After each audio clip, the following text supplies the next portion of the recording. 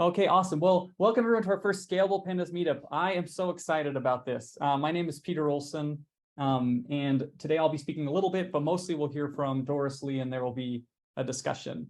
We're thrilled to have all of you here. Doris, would you go to the next slide?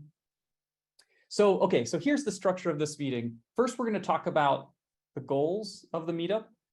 Then we'll do some brief introductions, and then the main talk will be a presentation led by Doris, and then we'll finish with some Q&A. We will be, as you could tell, we're recording the meeting, and then our plan is to put it on YouTube. As we mentioned, the RSVP form. If that's a problem for you, please email me at peter@ponder.io. But our hope is that this will be a useful resource for the community. So we're hoping we can do that. Doris, can you go to the next slide? Okay, so what are these meetups about? Like, what are we doing here? Our plan is to talk about challenges that come from using pandas, like large pandas data frames, and using pandas in complex workloads.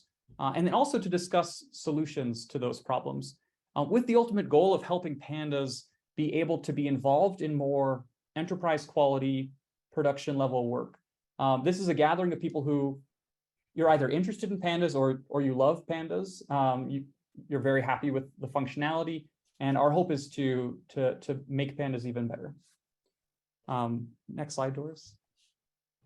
So who is Ponder? So Ponder is the enterprise-ready pandas company. What does this mean? So Ponder is a company focused on helping data science tools scale. So specifically working right now on pandas and helping pandas scale. And it's the primary developer of Modin, which is an open source library. It's a drop-in replacement for pandas. We won't talk about that very much today, but Modin is near and dear to our hearts. So why are we doing this? Why is it hosting? The hope is to build a community, to create content, and to generate learning materials around best practices for working with pandas at scale. So we're really excited about that. So some logistics. Our plan is to hold these on the fourth Thursday of every month, but in an immediate deviation from our expected plan, we're actually going to host a surprise session in 2 weeks. And at the end, we'll talk a little bit more about that. It'll be super relevant for anyone who ever debates like SQL versus pandas. Should I do this portion of my workflow in SQL or this portion in pandas? I think it'll be great. If you want to get more involved, please email me at peter@ponder.io. That's if you have discussion topics, if you would like to speak at one of the meetups, if you have feedback, yeah, please send me an email. Okay, introductions. So our hope is to hear a few things about everybody. So name, location, and a pandas function you love irrationally.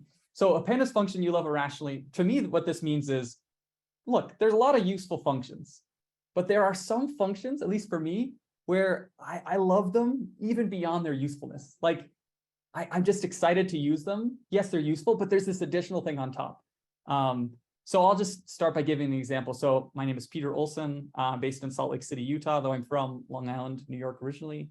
And I love using apply with a Lambda function. And I think it's because it's very useful, but I think it's because I feel so cool, honestly, when I define my own function, and then I apply it across a bunch of columns or a column or something like that. It just makes me feel very good. I feel like, this is like I've done something today. So depending on how ambitious we are, I think we're going to split into some breakout rooms, and then for just a few minutes, people can share things about themselves. And I will say, you can hop into the breakout rooms. For those who are breakout room hesitant, I really encourage you, do it. Don't drop. I've been there. Do it. It's awesome. It'll make your Thursday great. Okay, well, people will trickle back in over the next 20 seconds, but I think we have most people here. So I got to chat with Connor Jennings. I don't know if you want your name to put the chat out, Connor, but it was delightful. So I hope people had a chance to meet someone new on a Thursday. Okay, so with that, we'll go to the next slide. It's my honor to introduce Doris Lee. So Doris, there's a lot to say about Doris. she has 2 degrees from Berkeley, one in astrophysics, and then her PhD from the iSchool, where she was doing research at the RISE lab. And now the co-founder CEO of Ponder. But I think a really cool thing is that Doris has done a lot of work on visualization, with the user in mind. So she's the author of a package called Lux, which has 4,000 stars on GitHub. He's really focused on building scalable tools for data science. I will say on a personal note, one of the reasons I joined Ponder was when Doris presented the job description to me, it had very tastefully selected emojis all over it to categorize the different kinds of tasks. And I was so impressed by the excellent emoji selection that I thought this has got to be a great place to work. So with that, we'll turn it over to Doris to talk about the what, why, and how of scalable pandas. Thank you so much, Peter. And thank you all for joining our first meetup today. I'm super excited to share and discuss with you all some of the problems and motivations behind why we even started this meetup series in the first place. And so before we get started, I'd love to learn a bit more about who's in the audience and why did you decide to join the meetup today. I know that we listed a couple of these groups on who the meetup is geared towards in our invite. So please let us know in the Zoom chat, just type in the Zoom chat, which of these groups do you identify with? A, maybe you are someone, you're here because you love pandas. B, maybe you're someone who has worked with medium to large data sets, anything larger than like 500 megabytes of data. Or maybe you're someone who had to invent your own ways to make pandas scale. Or maybe you had to leave pandas to do things that you wish could be done in pandas. So let us know in the chat, A, B, C, D, where do you see yourself in? I will open up the chat. Awesome. I'm seeing even A, B, C, D, A, B, C, D. So a bunch of different responses. This is awesome. It looks like everyone is a pandas lover here. Everyone is using pandas. And some of you have also experienced challenges in using medium to large data sets. Some of you all even have invented your own solutions or moved to a different software to be able to work on large data sets. So this is really great. And thank you all for your responses. And one of the good things is that it looks like you all are in the right talk. You're not just here to check out this picture of the cute fluffy pandas here. So the focus of the talk today will really be around the pandas data frame and the scalability challenges associated with working on large data sets. And just to recap for everyone, pandas is this tremendously popular Python library that lets you all work with data frames for data manipulation and analysis. And this is typically done through the types of code that we see on the left-hand side here, where you're typically writing some of this code to be able to work with your data. And pandas lets you work with data frames, and you can think of data frames simply as tables, but it also comes with this convenient set of functionalities that help you load, transform, and analyze your data. Pandas is often used hand in hand with your favorite tool for machine learning. So it's especially useful for data preprocessing, feature engineering, and data cleaning. And so I know that in the earlier poll, a lot of you responded A, that you love pandas. I want us to take the next 30 seconds to fill out the sentence. Pandas is awesome because of blank. So let us know about the aspects of what you love about pandas. Maybe it's related to the language or anything that you enjoy about the library. So let's type this in the chat. Okay, this is really awesome. I'm looking at some of these responses, and a lot of them talk about how accessible and easy to use pandas is. It's easy to pick up. It's easier to read compared to SQL. It's super flexible. So that's a really great point. And I think that also points to like the variety of analysis. There's infinite possibilities with pandas, which is really great. So yeah, thank you all for sharing this. This is exactly sort of some of the things that, why we are so excited about Pandas is because of this very intuitive, easy to learn, easy to adopt API. In fact, Pandas is kind of the language, the library that is taught in pretty much all the introductory data science courses and bootcamp that is out there today. And because of this flexible sort of API, it's often being used for quick prototyping and ad hoc analysis, where you can very easily play with your data interactively and get quick feedback.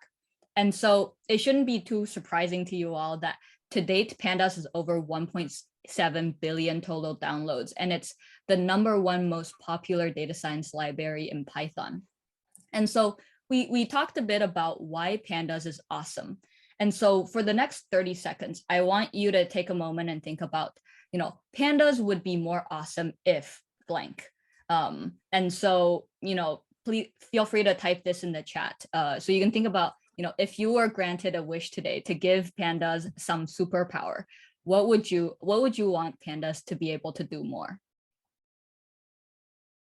Great. I'm seeing a lot of responses about if Pandas can scale, that would be awesome. If it can work on large clusters or for large data sets or being integrated with Spark. So all of this is around working with large data sets. There's a couple messages around being able to work to have better warning messages and handle missing value. That's a really important part of data cleaning and being able to work with data. So those are all really great points. And it seems like speed and scalability are things that are coming up, and the ability to dip. You talked about the ability to work with some sort of GUI, the ability to interact through that.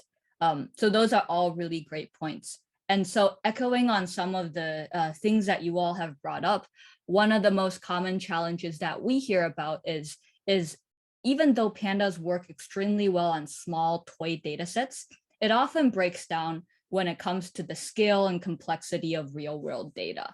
And that is typically found in most enterprises. So Pandas is single threaded, so things can start to get really slow when you operate on large data sets.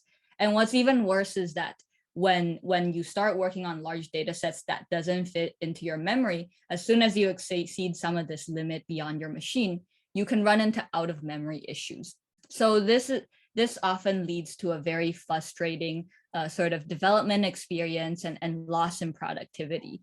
And so I want us to on the next slide, we're going to dig deeper into what is the implication for data teams and organizations because of these challenges. So many data teams that we spoke with use Pandas for this initial prototyping and data exploration phase because Pandas is so flexible and easy to get going, as many of you have mentioned. And Pandas is key to empowering these teams to try out new analysis, new models, develop new pipelines and solutions as new business requirements and data come in. Most of this data prototyping and exploration is happening on a laptop or a single shared machine, where the data teams can very quickly try out a hypothesis and experiment on a small sample of data in a very agile way. And so the trouble is that the moment you need to look at more data, maybe you're testing or productionizing on a larger sample, this picture starts to break down because Pandas, the tools that you're using in this initial stage, doesn't scale into these larger data sets. And so to kind of work around the limitations of Pandas, data teams are now forced to rewrite some of these Pandas workloads into a big data framework, such as Spark or SQL, especially when they are moving their workloads to the cloud or when they are running on larger data sets. And so when we go from this process of prototyping to production, this now becomes a very time-consuming process of constantly having to rewrite these workflows into a more scalable framework. And so in a recent example of a team that we spoke to, they actually told us that it took them over 6 months to translate one of their Pandas workloads into Spark just to be able to operate on more data in production. And so the story doesn't end here. We all know that iteration is the key to machine learning. And so even if you've gotten to this point in the production side, where you've already rewritten your initial workloads in a more scalable way, things can easily break in production, bugs can get introduced, and your models constantly needs to be tweaked. And so the rewrite process is not really a one-time cost, but this constant overhead that makes your pipelines harder to maintain and debug in a very agile way. And this can often lead to very long feedback cycle and development cycles.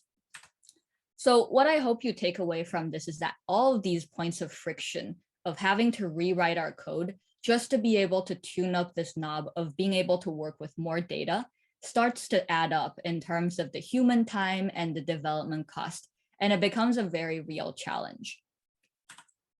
So I've now discussed some of the challenges that we've seen based on the teams that we've spoken with. I wanted to turn to you all and learn more about your experiences. I want you all to take a moment and think about what was the most recent example of a problem or a setback that you encountered with Pandas. Maybe this is an experience where it was a bit frustrating to work with Pandas. It can be related to scalability, but also other issues that you might have faced. So feel free to chime in the chat and share your experiences. Awesome. It looks like a lot of people are talking about out of memory issues. If some of you have experienced these issues, if anyone wants to come off mute and actually share their examples, I'd love it if you can share that with the team. I know that Ridge, Alan, and Louis all talked about out of memory issues, and Alan Hernandez. So if anyone wants to come off mute and share this, if you're comfortable in doing that, feel free to jump in.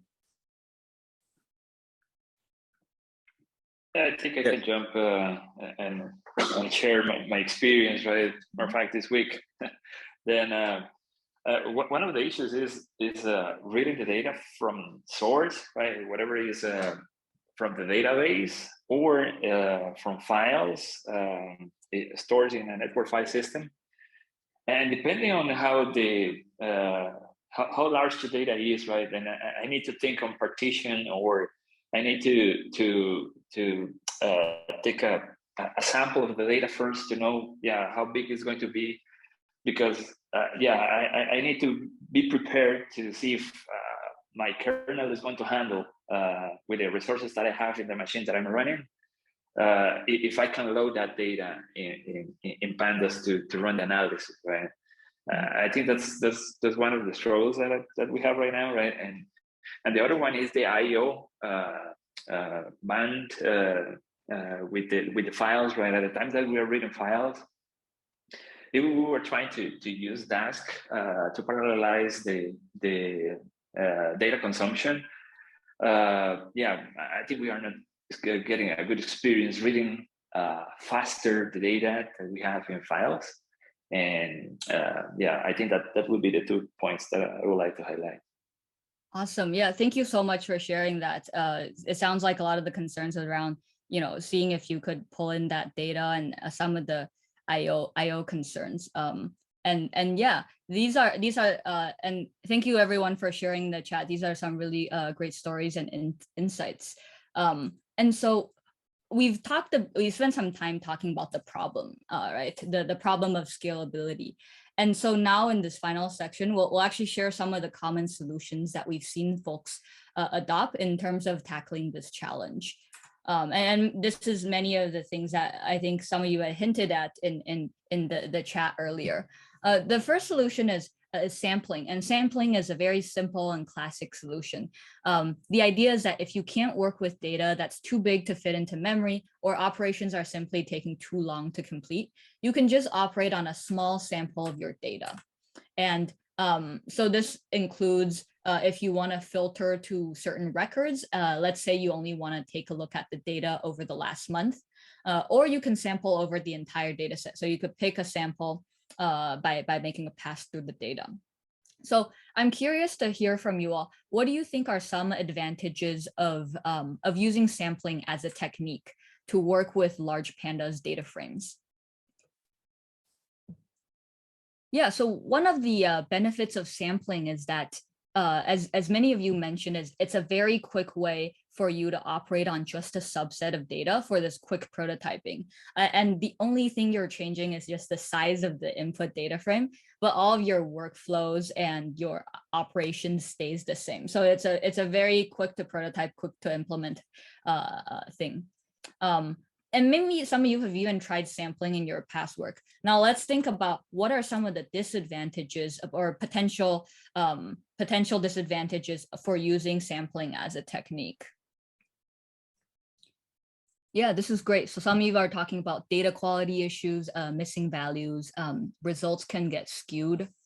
So these are all very valid points. And again, the trouble is that because you're not operating on the full sample, the subset that you're picking might not reflect the full distribution, right? So if there's like missing values, or if your data is very skewed, some of you are even talking about like the need to look at specific slices of historical data.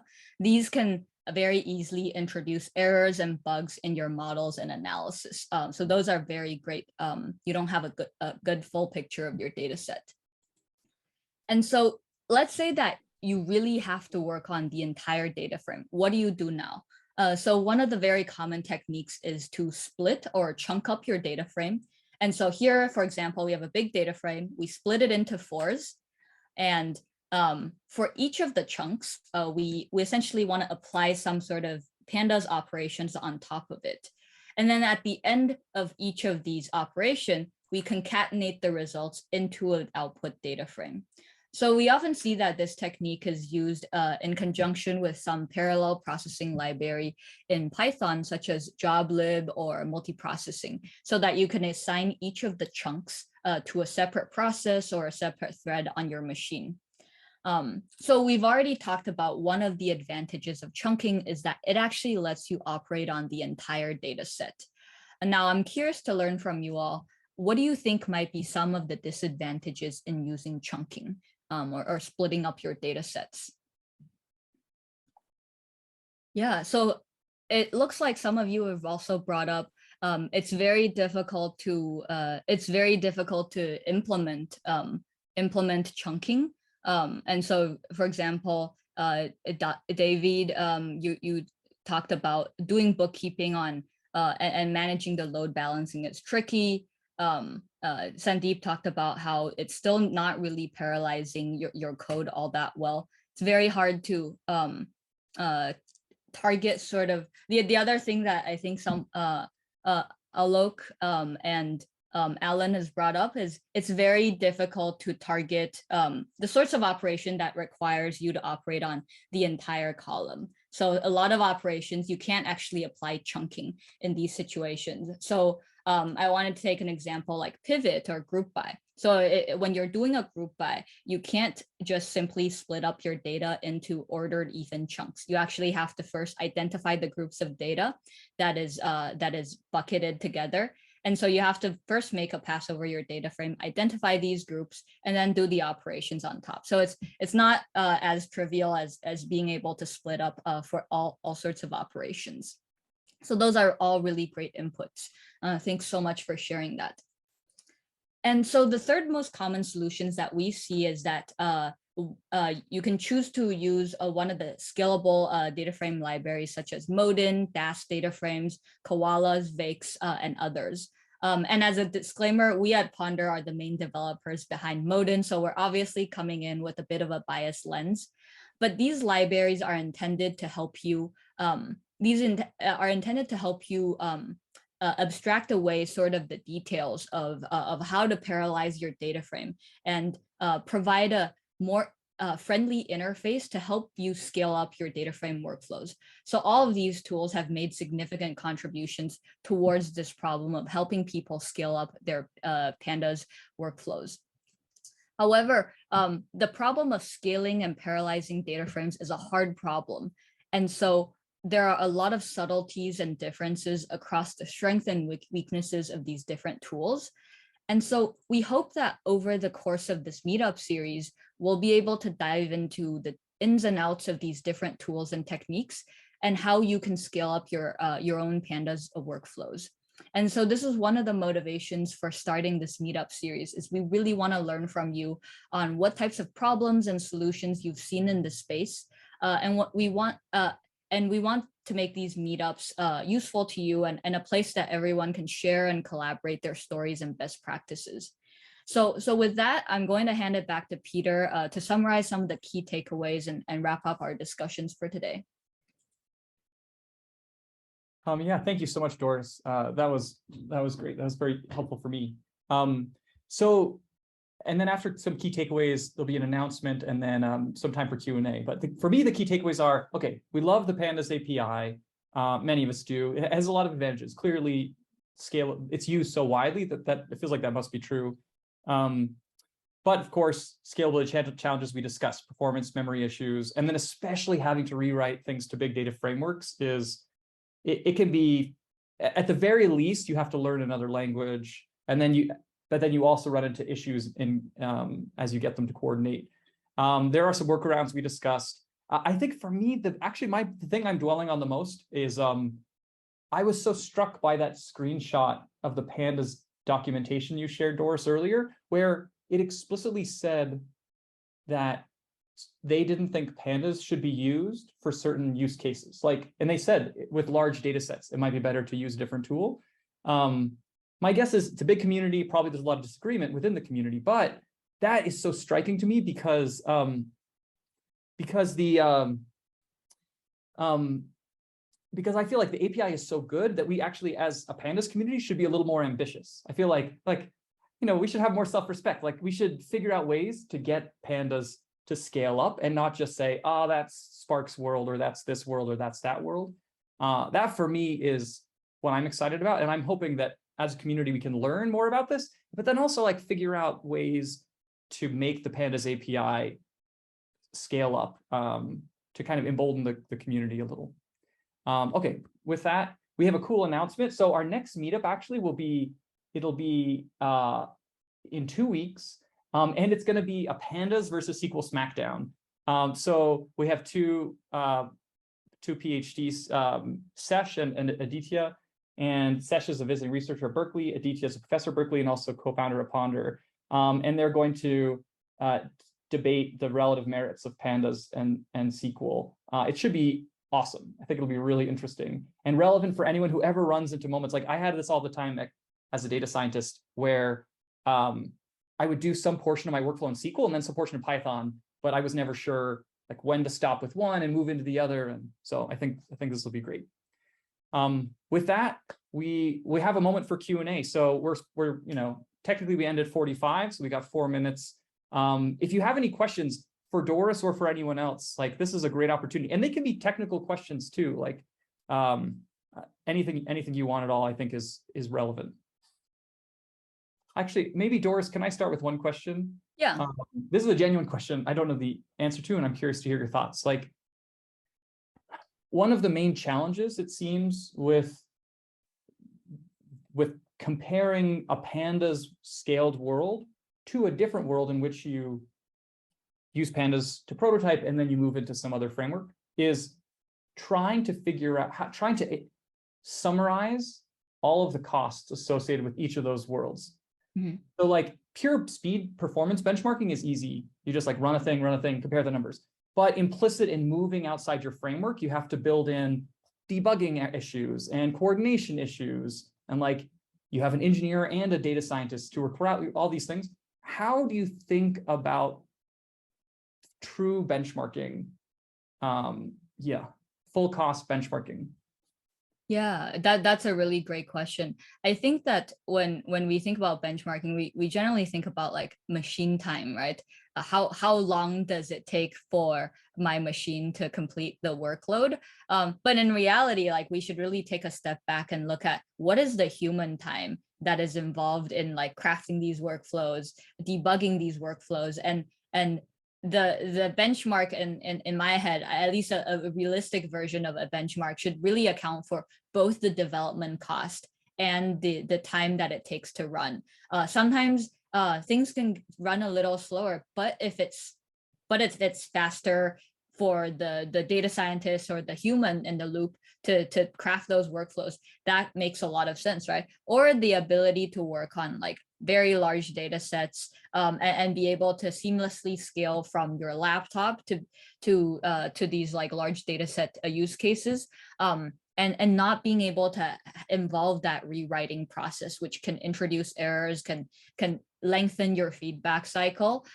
Those are all like very good sort of good like software engineering and data science practices that, you know, we constantly need to think about, that doesn't necessarily like get accounted for when we do like strictly benchmarking, which is the time it takes for the machines to run. So I think that's a food for thought. And I know my answer is a little bit more high level and philosophical, but I think the idea is that the human time involved in the process also matters quite a bit.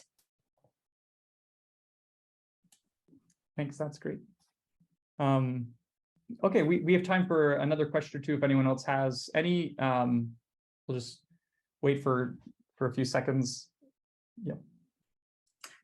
I also want to bring up, we're happy to stay around for a couple more minutes. If anyone wants to leave earlier, feel free to do that. And once again, thank you so much for joining our first session. I really enjoyed learning and chatting with you all kind of in the breakout room. So really great to meet you all, and I'm excited about the next session.